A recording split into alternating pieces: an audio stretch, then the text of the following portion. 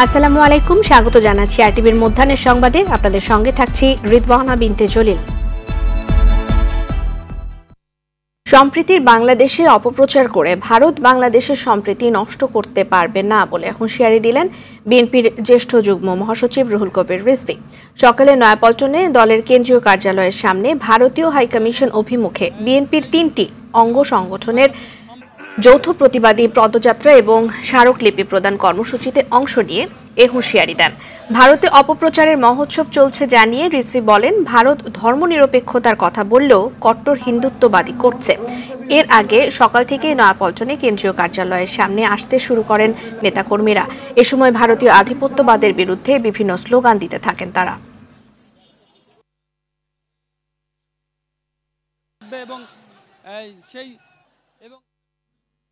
দর্শক, এই মুহূর্তে ভারতীয় হাইকমিশন অভিমুখে বিএনপির ৩ অঙ্গ সংগঠনের যৌথ প্রতিবাদী পদযাত্রা থেকে সরাসরি যোগ দিচ্ছেন সহকর্মী অরণ্য গফুর। অরণ্য, পদযাত্রাটি কোন পথ দিয়ে যাবে, কি বলছেন নেতাকর্মীরা, তাদের সাথে কথা হয়েছে কিনা?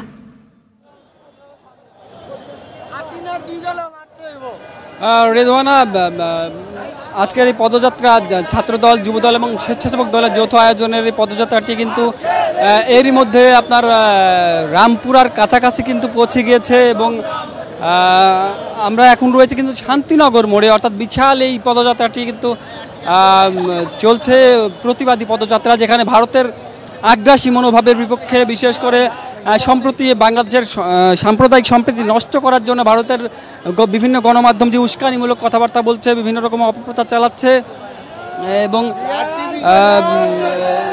এবং একটি দাঙ্গা লাগানোর মতো যে একটি পরিবেশ তৈরি হয়েছে, সেই বিষয়টিকে এদেশের জনগণ যে মেনে নেবে না এবং এদেশের জনগণ যে একটি সম্প্রীতির দুয়ারে দাঁড়িয়ে সম্প্রীতির মধ্যে বসবাস করে, সেই বার্তাটি কিন্তু ভারতকে তারা দিতে চাচ্ছে। এবং পাশাপাশি আগরতলাতে যে বাংলাদেশের উপ হাই কমিশনে যে হামলা ভাঙচুর করা হয়েছে এবং জাতীয় পতাকাকে অবমাননা করা হয়েছে, তার প্রতিবাদ কিন্তু আজকের এই সমাবেশ থেকে জনগণ জানাচ্ছে যে বাংলাদেশের পতাকার উপর আঘাত করা মানে স্বাধীনতা সার্বভৌমত্বের উপর আঘাত করা।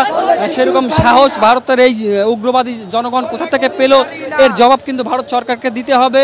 এবং ভবিষ্যতে যাতে আর কোনো রকমের কোনো দূতাবাস বা হাই কমিশনে, উপ হাই কমিশনে কোনো রকমের আঘাত না আসে এবং দূতাবাসের হাই কমিশনের কর্মকর্তা কর্মচারী সহ সমস্ত প্রকার বাংলাদেশি ভারতীয় প্রবাসীদেরকে পূর্ণ নিরাপত্তা যে দিতে হবে, সেই বার্তাটি কিন্তু তারা ভারতের কাছে দিচ্ছে। এবং যদি পরবর্তীতে আর কোনো রকমের এরকম অপ্রীতিকর ঘটনা ঘটে, তাহলে কিন্তু যে কনসিকুয়েন্সটা, যে পরিণতি দাঁড়াবে, তাতে কিন্তু ভারতের জন্য অনেক কঠিন একটি পরিস্থিতি তৈরি হবে বলে কিন্তু এখানকার জনগণ, এখানকার আজকের এই বিক্ষোভে অংশগ্রহণকারীরা, পদযাত্রায় অংশগ্রহণকারীরা এই বার্তাটি কিন্তু ভারতকে দিতে চাচ্ছে। বিশেষ করে বাংলাদেশ যে একটি সম্প্রীতির দেশ এবং ঢাকা স্বাধীনতার যে নতুন একটি স্বাদ পেয়েছে 5ই আগস্টের পরে, এই স্বাধীনতায় ভারত যদি আবার নতুন করে হস্তক্ষেপ করে, তাহলে কিন্তু সেই হস্তক্ষেপটা বাংলাদেশের জনগণ আর কখনো মেনে নেবে না। বিশেষ করে গত 53 বছরে নতুন করে যে ভারত যেভাবে হস্তক্ষেপ করেছে বাংলাদেশের বিভিন্ন অভ্যন্তরীণ ব্যাপারগুলোতে, সেই অভ্যন্তরীণ ব্যাপারে যদি আর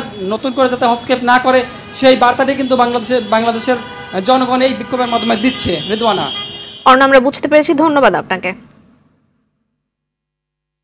এদিকে কূটনৈতিক সম্পর্কের অবনতি এবং উভয় দেশের রাজনৈতিক উত্তেজনার মধ্যেই কাল ঢাকায় বৈঠকে বসতে যাচ্ছেন বাংলাদেশ এবং ভারতের পররাষ্ট্র সচিব। বৈঠকে বাংলাদেশের পররাষ্ট্র সচিব মোহাম্মদ জসিমউদ্দিন এবং ভারতের পররাষ্ট্র সচিব বিক্রম মিশ্রি নিজ নিজ প্রতিনিধি দলের নেতৃত্ব দেবেন, যা অন্তর্বর্তীকালীন সরকার ক্ষমতায় আসার পর দুই দেশের মধ্যে উচ্চ পর্যায়ের প্রথম বৈঠক। বিশ্লেষকদের অনেকের মত, এই বৈঠক থেকে বড় কিছু অর্জনের সুযোগ না থাকলেও বিদ্যমান পরিস্থিতিতে কিছুটা শান্ত হতে পারে। এদিকে ভারতের আগরতলায় বাংলাদেশের সহকারী হাইকমিশনে হামলা সহ বিভিন্ন ঘটনার প্রতিবাদে আজ সকালে বাংলাদেশের ভারতীয় দূতাবাস অভিমুখে পদযাত্রা এবং স্মারকলিপি প্রদানের কর্মসূচি দিয়েছে বিএনপি।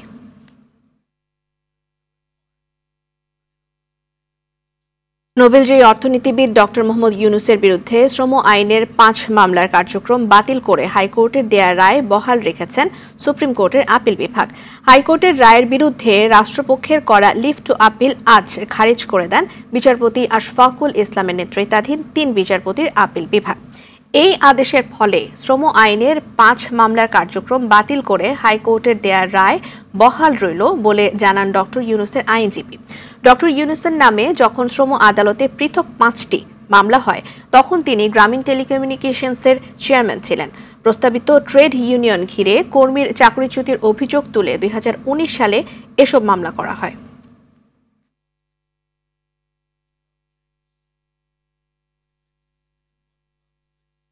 জয় বাংলাকে জাতীয় স্লোগানের রায় স্থগিত চেয়ে করা আবেদনের শুনানি চলতি সপ্তাহে হবে বলে জানিয়েছেন আপিল বিভাগ। আজ আপিল বিভাগের জ্যেষ্ঠ বিচারপতি আশফাকুল ইসলামের নেতৃত্বাধীন হাইকোর্ট বেঞ্চ শুনানির এই দিন ধার্য করেন। এর আগে জয় বাংলাকে জাতীয় স্লোগান ঘোষণা করে হাইকোর্টের দেয়ার রায় স্থগিত চেয়ে আবেদন করে রাষ্ট্রপক্ষ। 2020 সালের 10 মার্চ জয় বাংলাকে জাতীয় স্লোগান ঘোষণা করে রায় দেন বিচারপতি FRM নাজমুল আহসান ও বিচারপতি KM কামরুল কাদেরের সমন্বয়ে গঠিত হাইকোর্ট বেঞ্চ। বাংলায় দেয়া রায়ের আদেশের অংশে আদালত বলেন, আমরা ঘোষণা করছি যে জয় বাংলা বাংলাদেশের জাতীয় স্লোগান হবে। জয় বাংলাকে জাতীয় স্লোগান হিসেবে ঘোষণা চেয়ে 2017 সালে সুপ্রিম কোর্টের আইনজীবী ডক্টর বশির আহমেদের করা রিটের শুনানি শেষে এই রায় দেন হাইকোর্ট। পরে 2022 সালের 20 ফেব্রুয়ারি জয় বাংলাকে জাতীয় স্লোগান হিসেবে স্বীকৃতি দেওয়ার সিদ্ধান্ত অনুমোদন দেয় শেখ হাসিনার মন্ত্রিসভা। দেশ থেকে দুর্নীতি দূর করতে দুর্নীতি দমন কমিশন দুদককে আগে দুর্নীতি এবং রাজনৈতিক প্রভাব মুক্ত করতে হবে, এমন মন্তব্য করেছেন টিআইবি নির্বাহী পরিচালক ডক্টর ইফতেখারুজ্জামান। সকালে রাজধানীর মানিক মিয়া অ্যাভিনিউতে আন্তর্জাতিক দুর্নীতি বিরোধী দিবস 2024 উপলক্ষে আয়োজিত মানববন্ধনে তিনি বলেন, আগের আওয়ামী লীগ সরকার দুদককে তার রাজনৈতিক সুবিধার কাজে লাগিয়েছে, তাই দুদক কমিশনার নিয়োগে রাজনৈতিক প্রভাব মুক্ত হতে হবে। তিনি বলেন, বর্তমান অন্তর্বর্তী সরকারের রাজনৈতিক অভিলাষ নাই, তাই দুদক সহ অন্যান্য সব প্রতিষ্ঠান এমনভাবে সংস্কার করতে হবে যা পরবর্তী সরকার এগিয়ে নিয়ে যায়। এ সময় জানানো হয় 2009 থেকে 2024 সালের এপ্রিল পর্যন্ত সেবা নিতে গিয়ে বাংলাদেশের পরিবারগুলো গড়ে প্রায় 1,46,252 টাকা ঘুষ দিতে বাধ্য হয়েছে। প্রভাবান্বিত ব্যক্তিদেরকে যেন কোনো অবস্থায় নিয়োগ দেওয়া না হয় সেটি নিশ্চিত করতে হবে এবং তার পরবর্তী পর্যায়ে যে আমলাতন্ত্র আছে, বিশেষ করে দুদকের সচিব এবং মহাপরিচালক পর্যায়ে যারা আছেন তাদের মধ্যে যে আমলাতন্ত্রের প্রতি আনুগত্য সেটাকে ধ্বংস করতে হবে, সেটাকে নির্মূল করতে হবে। এই দুইটি বিষয় সম্পূর্ণ করতে না পারা গেলে আমাদের দুর্নীতি দমন কমিশন কখনো কার্যকর ভূমিকা পালন করতে পারবে না।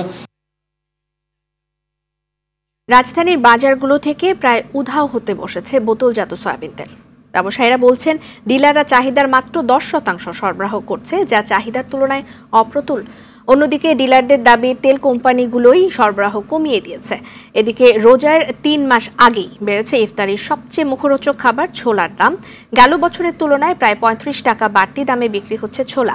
ব্যবসায়ীরা বলছেন, জানুয়ারি নাগাদ আমদানি বাড়লে দাম কমতে পারে। নিত্য প্রয়োজনীয় বিভিন্ন পণ্যের দাম বাড়ায় ভোগান্তিতে সাধারণ ক্রেতারা।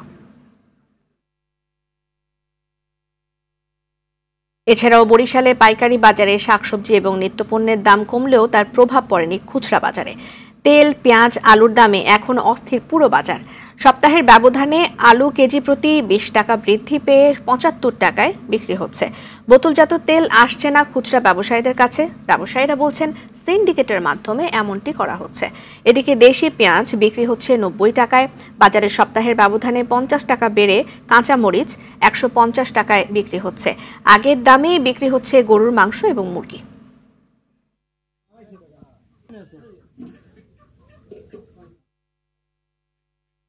দর্শক, বাজার পরিস্থিতি জানাতে দিনাজপুরের হিলি থেকে সরাসরি যোগ দিচ্ছেন সহকর্মী আব্দুল আজিজ।